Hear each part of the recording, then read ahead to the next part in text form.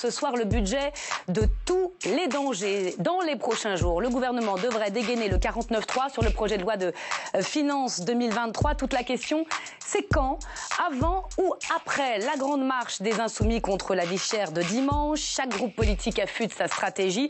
Et en pleine crise des carburants, eh bien, la semaine qui s'ouvre dans l'hémicycle s'annonce inflammable. En témoigne la tension lors des questions au gouvernement. Vous le verrez, on parle de tout cela dans notre grand débat ce soir avec nos invités dans un instant. Sur ce plateau, jalousie, trahison, cruauté, bienvenue dans l'univers impitoyable des grandes familles françaises. Notre grand témoin s'est plongé dans les coulisses et les secrets des dynasties du capitalisme français. Bolloré, Arnault, Lagardère, Seydoux, Succession chez Albin Michel dépasse, vous le verrez, largement la série américaine. Raphaël Baquet signe cette enquête avec sa consoeur du monde, Vanessa Schneider. Elle sera sur ce plateau pour nous en parler en deuxième partie. Enfin, nos affranchis ce soir pour la politique. J'ai nommé Jean-Rémy Baudot. Quel avenir pour l'encombrant groupe d'amitié France-Russie à l'Assemblée? Une nouvelle histoire d'école de Yanis Roder, la révolte iranienne vue de sa classe de Seine-Saint-Denis. Et puis l'international avec Vincent Hugeux ce soir. La Biélorussie prête à entrer dans la guerre de Poutine contre l'Ukraine. Voilà pour le menu ce soir. C'est parti.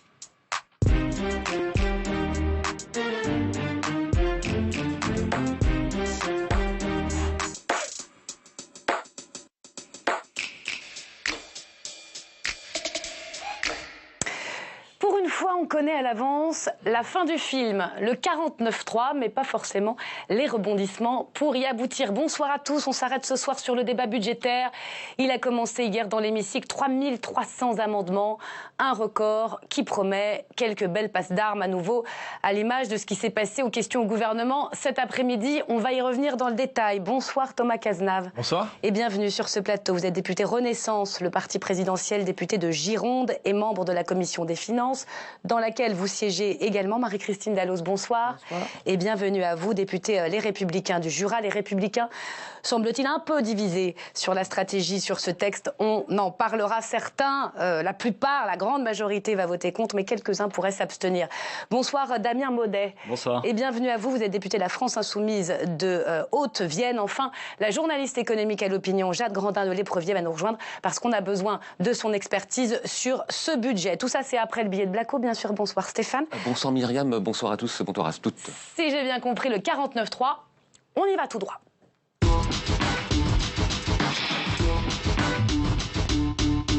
Si j'ai bien compris Stéphane ce soir.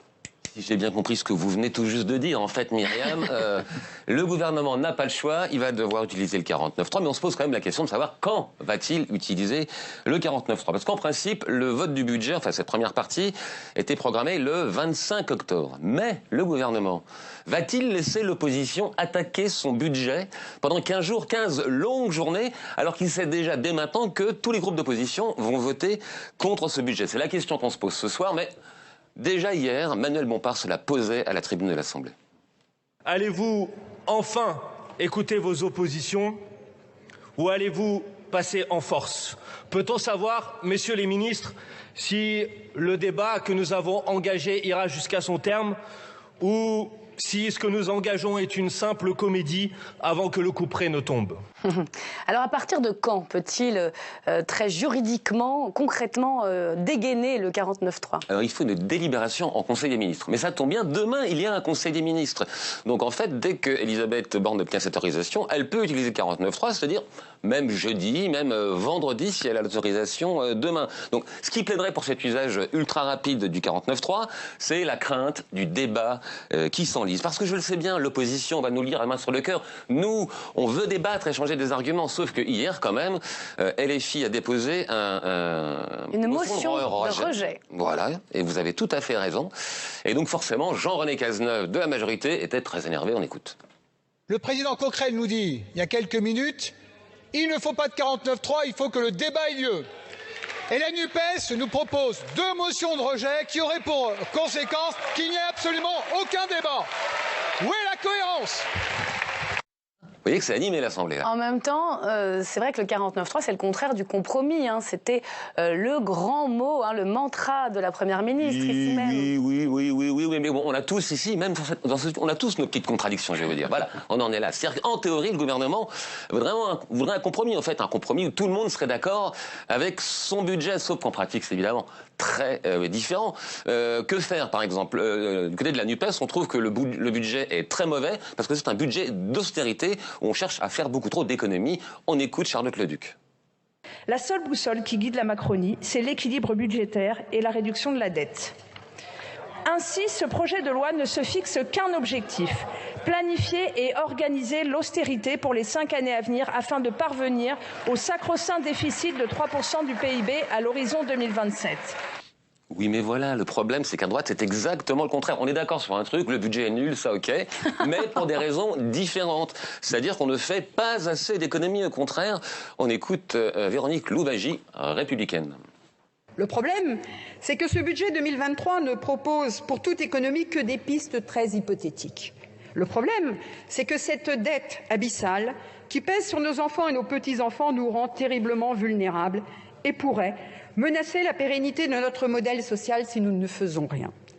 Alors qu'est-ce qu'on fait? On fait plus de dépenses, on fait plus d'économies. Manifestement, le compromis sera très difficile à trouver, d'où l'idée du recours au 49.3, parce que là, ça serait vraiment très vite réglé le débat. Oui, enfin, en même temps, on ne peut pas trouver de compromis s'il n'y a pas de débat. Ça vous la mettrez. Oui, j'avoue, Myriam, là, c'est vrai que le principe du compromis, c'est de faire un peu de débat. Mais imaginez ce qui va se passer. Si le texte est débattu pendant 15 jours, les oppositions vont certainement réussir à faire voter des amendements. C'est déjà arrivé pendant que le texte a été examiné en commission de finances, justement.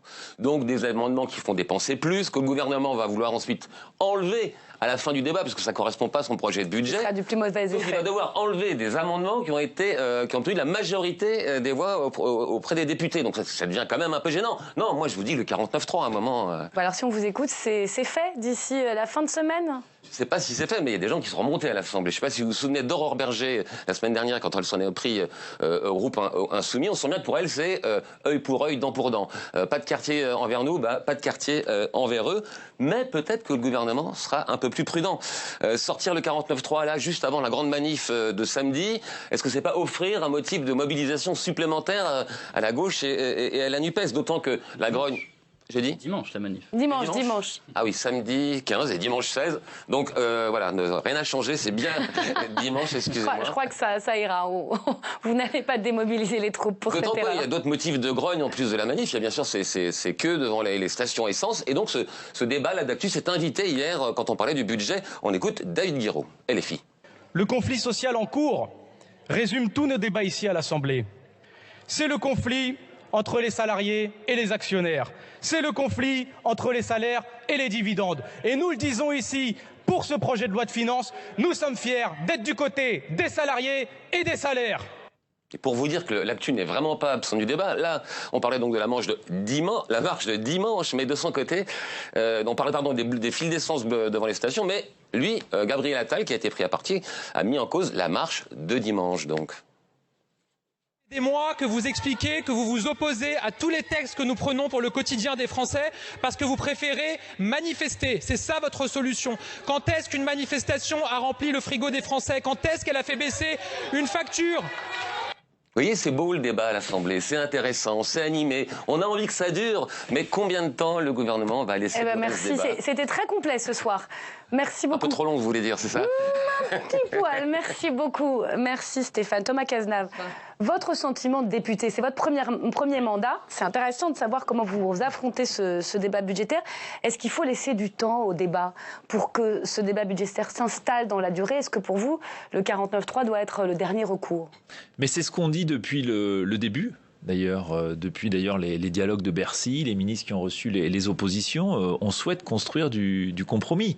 Mais la difficulté dans laquelle on s'est trouvé, c'est qu'avant même de connaître le contenu de la proposition, du projet de budget, les oppositions avaient déjà annoncé qu'elles voteraient contre, rendant de ce fait inéluctable le 49.3. Donc on est d'accord, vous pouvez le dire publiquement, il y aura un 49.3. Bien sûr qu'il y aura un 49.3, à moins que dans les heures qui viennent, les oppositions changent de position et acceptent de négocier. Nous, c'est ce qu'on a fait depuis le début. Avant la manif de dimanche, c'est faire un cadeau aux Insoumis? Nous, depuis les travaux en commission, les députés de la majorité, on est prêt à y consacrer toutes nos journées, toutes nos nuits, à débattre, défendre nos propositions parce qu'on pense que c'est un bon budget, il y a des avancées attendues pour les Français. Donc nous, on est dans cet état d'esprit depuis le début, mais en effet, je veux dire, les oppositions ont annoncé la couleur très tôt. Y compris adopter des amendements contre l'avis du gouvernement, ça c'est une possibilité envisageable dans la tête de la majorité? Mais la négociation, c'est quand même accepter de faire des concessions. Faut-il qu'on soit dans cet état d'esprit? Et aujourd'hui, manifestement, aucun des groupes d'opposition n'est prêt à voter le budget. Bon. Damien Maudet. Ni la majorité, a priori, est prête à faire des compromis. Enfin, moi, je trouve ça incroyable quand même comme débat de se dire, évidemment, on va faire un 49.3. Évidemment, on va passer en force. Pourquoi? Parce qu'on a fait un texte qui n'est accepté par personne, mais on ne devrait pas se remettre en question et on va passer en force notre texte. Enfin, quand même, il y a un sujet sur la forme, sur la démocratie. 45 milliards de boucliers tarifaires sur l'énergie, c'est 22 milliards de dépenses c'est 15%, pour l'État supplémentaires par rapport à 2022, priorité aux services publics, éducation, travail, justice, défense et santé. Ça vous convient pas? C'est pas le bouclier. Attendez. C'est pas le bouclier. Non. Mais là, je parle, j'essaye de faire un petit panorama rapide des mesures. Il y a 15% en plus déjà pour les ménages au niveau de l'énergie, puisque avant c'était bloqué à 4%, maintenant c'est 15%. Ensuite, on peut prendre un sujet. Moi, j'ai un exemple qui est très concret sur la loi de programmation des finances publiques. Donc, où est-ce qu'on veut aller au niveau de nos finances publiques? Sur l'hôpital, alors qu'on dit que l'ONDAM, donc l'objectif des dépenses, il faut l'augmenter de 4% par an, ils ne vont l'augmenter que de 2,6% par an à partir de 2023. On sort de 2 ans de Covid. On a passé tout l'été à aller voir des soignants qui n'en pouvaient plus, des urgences qui ont fermé. Le gouvernement vient, nous amène sa copie, nous dit on va faire des économies sur l'hôpital, comme ce qui s'est passé durant toutes les dernières années, et d'autant plus sous Emmanuel Macron. D'ailleurs, la semaine dernière, on apprenait encore qu'ils avaient fermé 4300 lits. Enfin, moi, je trouve ça incroyable de se dire que... budget d'austérité, vous reprenez l'expression? Oui, évidemment que c'est un budget d'austérité. Mais enfin, au-delà. Non, mais au-delà. C'est un budget d'austérité, mais sur la forme, parce que je pense que c'est important quand même sur la forme, sur le 49.3. Comment on peut entendre et aujourd'hui nous dire normalement, tous les groupes d'opposition sont contre notre budget, donc on passe en force? Non, si tous les groupes d'opposition sont contre, on propose un nouveau budget. Et là, c'est pas le cas aujourd'hui. Alors attendez, on va finir le tour de table et vous répondrez. Marie-Christine Dalloz, vous c'est le contraire, c'est un budget trop dépensier, c'est bien ça? Il y a 62 milliards d'euros de dépenses supplémentaires en 2023, dont les 17 milliards d'intérêts supplémentaires sur la dette. Puisque vous n'êtes pas sans ignorer que les taux d'intérêt augmentent et que l'augmentation telle qu'elle est programmée avec un taux de 2,5% va générer 17 milliards d'euros d'intérêts supplémentaires. Je ne parle pas du reste. La France va emprunter 200 milliards en 2023. Quel cadeau on va laisser à nos enfants et à nos petits-enfants et à nos arrière-petits-enfants? Qu'est-ce que c'est que ce monde où on veut tout aujourd'hui et rien pour demain? J'ai pas cette vision-là, je suis désolée. Moi, je pense aux générations futures et j'ai pas envie de leur laisser un sac à dos. Aujourd'hui, la dette par habitant, ça va être à la fin de l'année avec les 3 000 milliards, ça sera 45 000 euros. Bon, alors vous allez débattre. Vous savez, c'est intéressant. Au moins, on a les positions. J'ai une petite question à la députée d'expérience que vous êtes. Oh, merci, merci. Alors, les amendements adoptés en séance sont pas forcément en séance, dans l'hémicycle, pas en commission, retenus par le gouvernement au moment du 49.3. C'est bien ça? C'est bien ça. Ça veut dire que le gouvernement décide au fond du texte qu'il veut présenter s'il utilise ce moyen-là. Dans le 49.3. Que ce soit bien clair. Bonsoir, Jade Grandin de l'Éprevier. Vous êtes un peu l'arbitre pour essayer d'y comprendre quelque chose à ce budget. Prévision de croissance sur lequel est bâti ce budget pour 2023, 1%. Alors que l'INSEE, j'ai vu ça récemment, nous dit 0% de croissance sur ce dernier trimestre 2022. Il n'est pas déjà caduc, ce budget? Le budget est optimiste sur les prévisions de croissance. Enfin, le gouvernement nous a habitués à ça. Et donc, c'est vrai qu'il est assez optimiste pour l'année prochaine. Mais ça va impacter surtout les prévisions de déficit. Donc, on peut reprocher, entre guillemets, au gouvernement de se baser sur des prévisions un peu optimistes.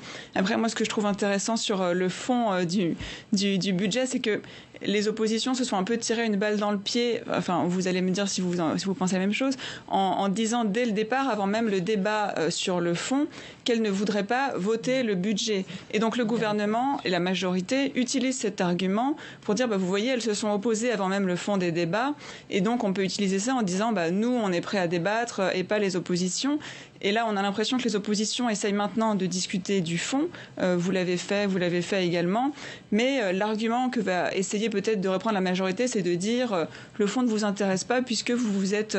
La posture était déjà posée. La posture était déjà posée. Alors, moi, je tiens à rappeler, à ce stade du débat, je n'ai pas été élue avec l'étiquette Renaissance ou LREM. Moi, j'ai une autre étiquette. Donc, il faut aussi respecter ce que chacun... Moi, je comprends que les députés de la majorité vont voter comme un seul homme. C'est normal. D'ailleurs, je note qu'ils ont quand même un certain nombre d'amendements, mais qui vont tous retirer avant de les avoir défendus, ou alors les défendre et les retirer. Deuxième élément, c'est qu'aujourd'hui, on a voté le PLFR2. L'opposition, le projet de loi de finances rectificative qui permettait le bouclier, justement, pour protéger la consommation des Français dans une période de crise. On l'a voté en responsabilité. J'ai aucun problème avec le sujet de voter un élément, sauf qu'un projet de loi de finances, c'est quoi ? Projet de loi de finances, c'est le premier du mandat de ce quinquennat d'Emmanuel Macron, du second mandat d'Emmanuel Macron. Il va donner en acte, il va traduire en acte la politique qu'il veut, qu'il souhaite. Et je suis désolée, il y a plein de mesures que je ne peux pas soutenir. Donc la réalité, c'est que, quelles que soient ces propositions, un projet de loi de finances rectificative, oui, parce qu'il protégeait la consommation des ménages. Projet de loi de finances tel qu'il est conçu aujourd'hui, sans prise sérieuse de maintien de la dépense, de maîtrise de la dépense publique. Parce que vous parlez de la croissance, si elle n'est pas au rendez-vous, et si on continue avec cette dépense-là telle qu'elle est programmée... C'est possible, hein, on a le FMI déjà qui nous prédit une forme de récession. Un déficit colossal, c'est ça le danger. Donc, en responsabilité, on ne le votera pas. Thomas Cazenave. Mais vous voyez un peu la situation dans laquelle on est. C'est que d'un côté, la NUPES nous dit c'est un budget d'austérité, alors même qu'on a 45 milliards d'euros pour protéger le pouvoir d'achat des Français, qu'on augmente le budget de l'éducation de plus de 3 milliards d'euros, que l'on va recruter des policiers supplémentaires. Oui. Et de l'autre, la droite nous dit, vous ne faites pas assez d'efforts. Et nous, notre conviction, c'est que finalement, la position qui est la nôtre, le projet qui est le nôtre, c'est un projet d'équilibre. Et sur lequel on est prêt à discuter, mais ça s'attaque d'équilibre. C'est à la fois, on protège et on s'inscrit dans une stratégie de redressement des finances publiques, 3% en 2025, 5% en 2023. Je dis 5% de déficit, on est très loin de l'austérité. Ça fait beaucoup quand même. Il y a des objectifs qui semblent difficiles à atteindre. Certes, c'est un budget qui est plus dépensier, largement plus dépensier, et la conjoncture l'oblige par rapport à l'année dernière. L'exige. Et en même temps, 5% du PIB en un an, ça semble compliqué. C'est vraiment tenable tout ça en baissant les impôts des entreprises. C'est réaliste, franchement. C'est l'équilibre de ce budget, en disant on va faire des efforts. Par exemple, c'est les dépenses des ministères. Je pense le ministère de l'économie et des finances qui fait des efforts. On va voir les perdants de ce budget. Mais on prépare l'avenir. Bercy notamment. Bercy, mais avec l'éducation, on fait un effort considérable parce qu'on veut des enseignants mieux rémunérés. Et on demande, y compris d'ailleurs aux collectivités locales, de faire un effort. Tout le monde doit faire des efforts. Pourquoi ? Parce qu'on a besoin d'assurer la soutenabilité de nos finances publiques. Donc les grands gagnants, l'éducation, la justice. On ne peut pas reporter sur les générations futures nos déficits d'aujourd'hui. Donc on doit faire les deux. C'est un peu cet équilibre-là qu'on essaie de construire. Moi, à nouveau, je pense que c'est pas un argument que de dire on est au milieu, donc ça veut dire qu'en fait on a raison puisqu'on est dans l'équilibre. Non, ça veut surtout dire que personne n'est d'accord avec vous. Et à mon sens, c'est que vous devez revoir votre texte. Et si vous voulez continuer avec un budget que moi je juge d'austérité, mais je pense que je suis pas le seul, il faudra trouver une alliance avec nos collègues des Républicains. Mais arrêtez de jouer faux jeu à dire qu'on est au milieu. Justement. Et aller directement avec la droite. Et je vous écoute. Juste sur un point. Allez-y. Juste sur un point aussi. Tout à l'heure, on a dit. Ils ont dit qu'ils n'allaient pas voter ce texte avant même que le texte sorte. Non mais attendez, c'est Emmanuel Macron quand même, ça fait 5 ans qu'on le connaît. Enfin, donc on savait déjà à peu près ce qui allait arriver dans ce texte. La ligne était toujours la même. Quand Elisabeth Borne vient à l'Assemblée nationale à son discours de politique générale et dit 26 fois le verbe continuer, excusez-moi, il y a assez peu de doutes. Donc vous savez qu'ils allaient continuer. En même temps, vous auriez pu dire, le budget, c'est de tradition. On le vote quand on est dans la majorité, on vote contre quand on est dans l'opposition. C'est pas le cas. C'est une ligne politique de tout temps, depuis, je pense, le début de la Ve République. Donc vous pouvez rétorquer cet argument à la majorité. Après tout, vous êtes dans l'opposition. Personne n'en doute. Écoutez, moi, si ce budget, il avait permis, de rénover tous nos bâtiments, tous nos passoires thermiques, alors que là, c'est pas du tout le cas. On devait en faire 80 000 en 2021, on en a fait que 2500. On a augmenté la prime si ce budget... Oui, et ça fonctionne. Vous savez qu'il y a... Grâce au dialogue de Bercy, il y a 500 000 entreprises dans ce pays qui font du BTP. Il y en a que 65 000 formées à la rénovation thermique. Est-ce qu'il y a un budget pour que les entreprises se forment davantage ? Je vous propose une chose. Attendez, juste un point aussi. 6 milliards de plus sur le budget emploi, c'est pour former.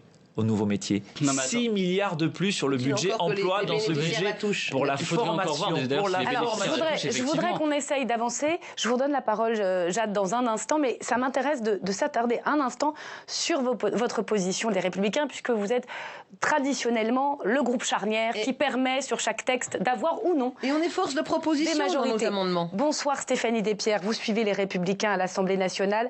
Elle est lisible, cette stratégie sur le budget, à vos yeux ou pas ? Pas toujours et parfois pas très homogène. Olivier Marleix, le patron des députés LR, est partisan d'une ligne dure face au pouvoir et au budget. Il l'a dit déjà il y a quelques semaines, c'est un budget déraisonnable, intenable, trop de dépenses. Le groupe Les Républicains votera donc contre. En commission, la droite a réussi, avec le soutien de la gauche souvent, à faire adopter des amendements et à battre le gouvernement. Sauf que dans cette loi de finances, il y a un certain nombre de mesures défendues de longue date par les Républicains, comme par exemple la baisse des impôts de production, notamment la CVAE. Le gouvernement veut la supprimer d'ici 2 ans. Sur cet article-là, les Républicains soutiendront donc l'exécutif. En déposant plus de milliers d'amendements sur le budget, les députés LR démontrent aussi qu'ils veulent peser sur le texte final. S'ils sont entendus, une poignée d'entre eux pourraient même s'abstenir sur l'ensemble du texte et donc ne pas suivre la ligne de leur patron, Olivier Marleix. Quand on demande à des ténors du groupe si vraiment tous les députés LR voteront comme un seul homme, ils sourient et s'exclament. Mais il n'y aura pas de vote, il y aura un 49-3 qui les arrange donc bien, pas de vote, donc pas de prise de position individuelle de chaque député et donc pas d'éventuelle division étalée au grand jour. Merci beaucoup Stéphanie pour votre analyse. 62 LR, 62 voix distinctes. Non, non. Il n'y a que 3 options pour voter. Vous avez pour, contre ou abstention. Mais on a l'impression que ce sont des individualités. S'abstenir sur le budget quand même, c'est pas rien quand on est dans l'opposition pour vous. Je suis assez d'accord avec vous, c'est pour ça que je n'ai pas retenu cette option, ça ne nous a pas échappé, donc voilà. Mais après, la liberté, vous savez, c'est quelque chose d'important.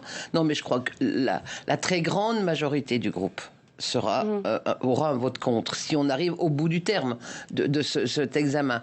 Mais alors, il y a peut-être 2 ou 3 exceptions, je ne sais pas. Mais Charles Grandin de l'Éprevier, surprenant. Sur les baisses d'impôts, alors la CVAE, c'est la contribution sur la valeur ajoutée. Sur la valeur ajoutée des entreprises. Ça, c'est un signal. On poursuit la politique d'Emmanuel Macron pour faciliter l'investissement, réduire la charge fiscale des entreprises. Ça, la droite l'a toujours réclamé, non ? Oui, voilà, je pense que c'est assez intéressant de regarder quelle a été la position de la droite sur toute la question de la réduction de la dépense publique. Et en fait, ça fait plusieurs mois qu'il y a un certain flou qu'entretient aussi la majorité volontairement sur la position de la droite, puisque cet été, il y a eu des débats au Parlement sur les mesures pour l'année en cours. Et les parlementaires républicains avaient défendu notamment des dépenses massives qui consistaient à baisser le prix des carburants. Et donc, à l'époque, déjà, la majorité avait mis en avant le fait que les Républicains voulaient augmenter la dépense publique, ce qui avait beaucoup vexé notamment le chef de file des députés républicains, Olivier Marleix. Et là, on voit un peu la même séquence qui risque de se reproduire cet automne, avec le gouvernement qui avait lancé une task force de réduction des dépenses publiques, à laquelle ont refusé de participer les Républicains de peur de la récupération politique justement du gouvernement, en disant si on est dans cette task force et on est sur des mesures communes, on va être associé à la majorité. Donc les députés. C'est compréhensible ça par les Français c'est une vraie question de est-ce que c'est compréhensible de cette peur de devenir la majorité quand attendez je finis quand on vote et en fait là récemment les Républicains ont fait de nouveau des propositions de mesures pour ce budget-là. La réduction. Exactement. Et aussi. Ce que reproche la majorité, c'est que ça soit des mesures trop floues et pas assez concrètes. Et là, ce qui est intéressant, c'est que c'est les mêmes reproches qu'ont fait à la majorité. Au final, les observateurs extérieurs reprochent à la fois à la majorité et aux Républicains pour ce qui est de la dépense publique. Marie-Christine Dalloz, vous concluez, puis ensuite on avance. Non, un droit de réponse.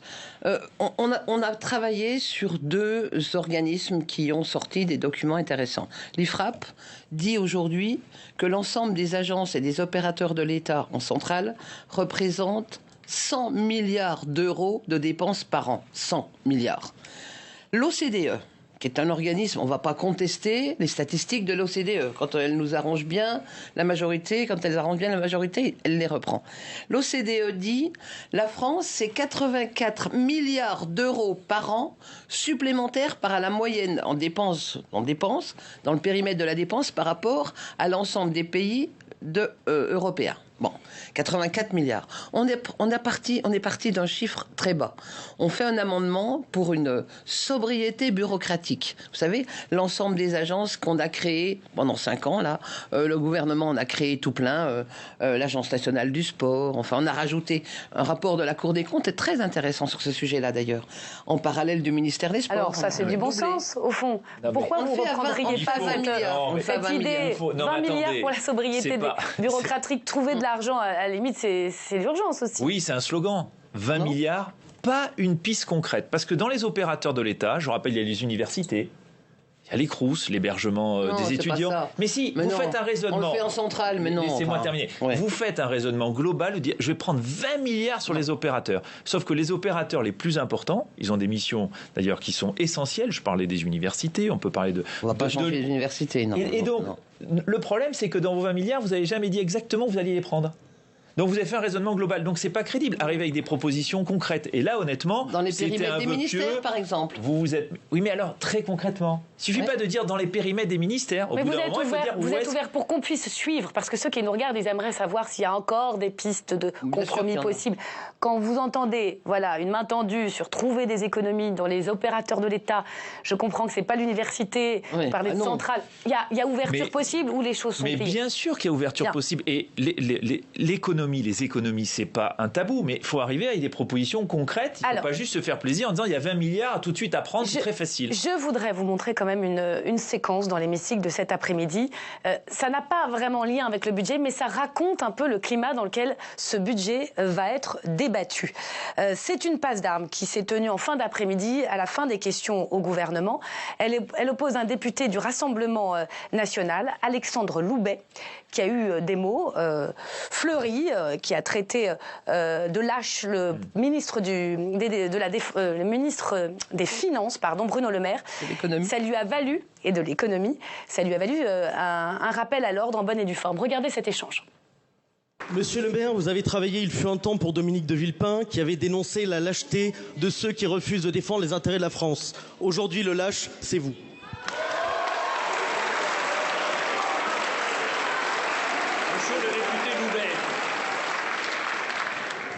J'ai l'honneur de demander des excuses solennelles au Rassemblement national pour avoir employé le terme de lâche à une personne qui a toujours fait preuve de courage dans son engagement politique depuis 20 ans, qu'il fait de la politique au service de la France et des Français.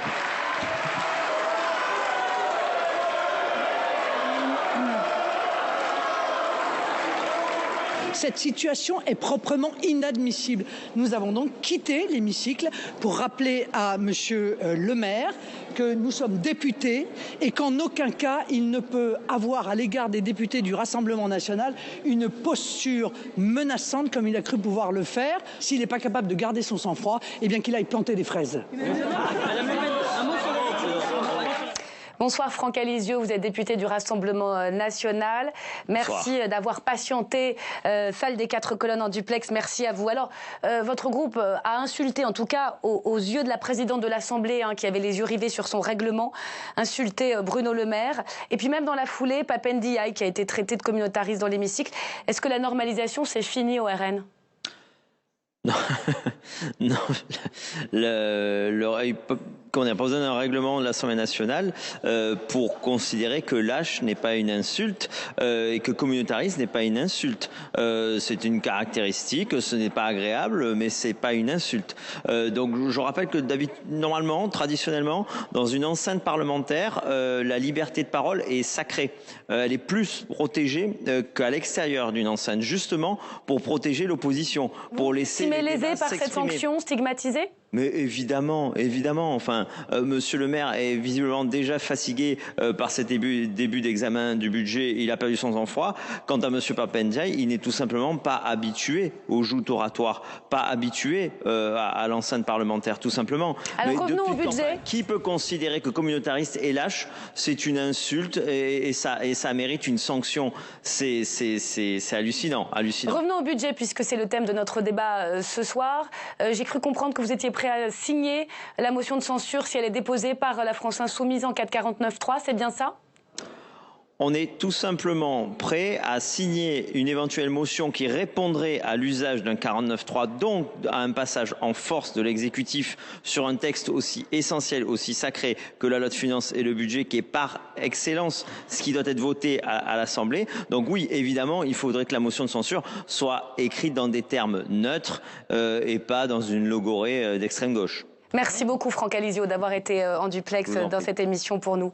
Damien Naudet, une motion de censure dans des termes neutres qui viendrait mêler les voix des Insoumis au Rassemblement national, pas de problème? Franchement, nous, on fera notre motion de censure avec la NUPES et on n'a pas de jugement à avoir sur les termes que nous allons utiliser, tout ça pour plaire au Rassemblement national. Donc c'est de la posture tout ça, parce qu'il faut bien quand même, si vous voulez vraiment renverser le gouvernement par une censure, obtenir une majorité de vote sur cette censure. Donc ça va être comme ça jusqu'à la fin de la législature. Nous, on va aussi se fier, on a été élus, donc on va faire la motion de censure va répondre aussi aux exigences qu'ont eu nos électeurs. Et c'est-à-dire qu'on va l'écrire dans nos termes. Il n'y a pas à avoir les fameux termes neutres. En plus, le collègue d'extrême droite qui nous dit après, en plus des termes d'extrême gauche ou quoi. Donc on n'a pas à obéir aux demandes du Rassemblement national sur la motion de censure. Par contre, quoi qu'il en soit, nous, effectivement, on en déposera une parce qu'on pense que c'est important. S'il y a 49.3 et passage en force, il doit y avoir une réponse. Ce débat s'achève. J'aimerais quand même que vous nous donniez un peu votre regard sur le climat dans lequel on y entre. Et puis je vous donnerai le mot de la fin, Jacques Grandin. Thomas Cazenave. Moi, je vais vous dire, je voudrais revenir sur cet épisode parce que j'ai été profondément choqué. Moi, c'est mon premier mandat, vous le disiez en introduction, j'étais dans l'hémicycle et cette insulte à l'endroit de Bruno Le Maire, je trouve que ça redonne le vrai visage du Rassemblement national qui s'est jamais véritablement banalisé et je trouve qu'on doit respecter les institutions et celles et ceux qui siègent ou qui interviennent au sein de l'Assemblée. Et quand même, pour redire, au-delà du climat, ça ne serait pas la première fois que les voix des oppositions se mélangent. Marie-Christine Dalloz. Hélas. Écoutez, que les voix des oppositions se mélangent, c'est pas vraiment choquant. Après, moi, je porte pas du tout les mêmes valeurs, ni que la France insoumise ou les écologistes ou le Rassemblement national, c'est évident. Même pas non plus les mêmes valeurs que vous, mais sur certains sujets, on peut avoir des regards approximatifs. Et vous pouvez voter ensemble pour vous opposer au gouvernement. En commission des finances la semaine dernière, ça s'est fait. Mais vous étiez d'ailleurs, la majorité était très contente quand ou le RN ou la NUPES votaient avec vous, parce que ça permettait les LR votaient avec vous. Ou les LR, mais ça permettait d'avoir une majorité. Je crois qu'on ne peut pas faire de démagogie. On va pas sur le budget global, on aura une position claire. Moi, je voterai contre, mais après sur certains amendements, tout s'étudie au cas par cas. C'est très clair. Le débat budgétaire commence. On parle souvent de marathon. Tout ça sera écourté. Votre expertise par un 49.3 qui viendra, tel un coup près, écourter les débats? Oui, c'est assez clair que le 49.3 arrivera bientôt et tout l'enjeu, c'est de voir est-ce qu'on va réussir à débattre du fond dans un contexte économique explosif avec des risques de récession et est-ce que les oppositions vont rentrer dans le cadre très contraint qu'a mis le gouvernement avec pas de nouvelles dépenses et à la fin, c'est lui qui tranche. Merci beaucoup. Il y a le problème de la pénurie des carburants. Bien sûr, on en parle demain d'ailleurs, c'est notre sujet. L'article 5 sur la CVAE va risquer d'amener beaucoup de débats. Oui, et puis il y a un amendement du gouvernement aussi sur une contribution des pétroliers. On y revient, c'est évident, soir après soir, parce que c'est ce qui occupe les députés dans l'hémicycle pour de longues semaines. Merci beaucoup. Merci à vous d'avoir participé à ce débat. On va à présent accueillir notre grand témoin. Elle est grande reporter.